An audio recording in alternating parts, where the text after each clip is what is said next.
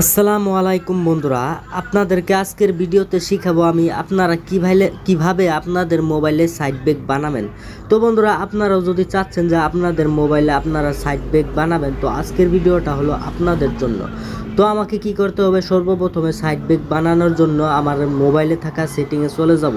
তো আপনারাও কিন্তু আমার ভিডিওটা কন্টিনিউ দেখবেন, স্কিপ করবেন না, স্কিপ করলে কিন্তু কিছুই বুঝতে পারবেন না। তো সর্বপ্রথম কি করব, আমি আমার মোবাইলে থাকা সেটিংয়ে চলে যাব। সেটিংয়ে চলে যাওয়ার সঙ্গে সঙ্গে এখানে নিচে স্ক্রল ডাউন করবেন। নিচে স্ক্রল ডাউন করার সঙ্গে সঙ্গে এখানে দেখতে পারবেন যে ডিসপ্লে এগুলো অপশন রয়েছে, ডিসপ্লে সেটিংয়ে ক্লিক করে দিবেন। এখানে ক্লিক করে দেওয়ার সঙ্গে সঙ্গে নিচে স্ক্রল ডাউন করবেন।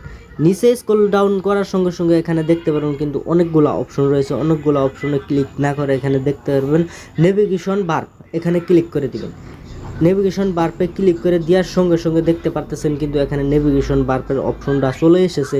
এখানে দেখতে পাচ্ছেন যে আপনারা কিন্তু বটন দিয়েও ব্যাক সিস্টেম বানাতে পারবেন, এবং দেখতে পাচ্ছেন যে আপনারা সাইড ব্যাক বানাবেন তার জন্য কিন্তু আমাদেরকে কি করতে হবে, এই তলে যে রয়েছে এখানে টিক মার্ক দিয়ে দেবো। এখানে টিক মার্ক দেওয়ার সঙ্গে সঙ্গে কিন্তু আমার মোবাইলটা কিন্তু সাইড ব্যাক হয়ে গেছে। এখানে দেখতে পারতেছেন যে ব্যাক করবো আমি, এখানে দেখতে পারতেছেন যে আমার মোবাইলে কিন্তু সাইড ব্যাক অপশনটা চলে এসেছে। বন্ধুরা, আপনারাও যদি চাচ্ছেন যে আপনাদের মোবাইলে সাইড ব্যাক বানাবেন, তো এভাবে কিন্তু আপনারা আপনাদের মোবাইলে কিন্তু সাইড ব্যাক বানাতে পারবেন।